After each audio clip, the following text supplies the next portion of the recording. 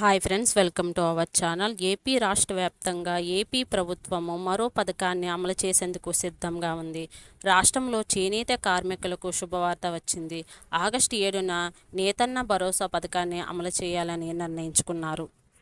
జాతీయ చేనేత దినోత్సవం సందర్భంగా ఈ నెల 7న చేనేత సేవల పథకాన్ని ప్రారంభించాలని మంత్రి సవిత ప్రకటించారు. అర్హులైన వారికి 25,000 ఆర్థిక సాయం అందజేస్తామని, ఈ స్కీమ్ కింద ఈ నెల 5న 5 గంటల లోపు దరఖాస్తు చేసుకోవాలని సూచించారు.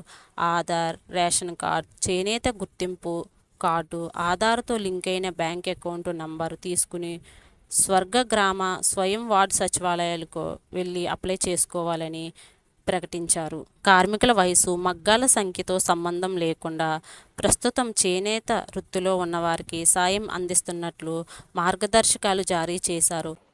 ఒక కుటుంబానికి ఏడాదికి ఒక్కసారే లబ్ధి వస్తుంది. కుటుంబం పావర్టీ లైన్కు దిగువన ఉండాలి. ఫ్యామిలీ పెద్దకు సాయం అందిస్తారు. స్వయం గ్రామ సచివాలయం వారు అర్హులైన వారిని ఎంపిక చేస్తారు. ఇలాంటి అప్డేట్స్ కోసం మన ఛానల్ను ఫాలో అవుతూ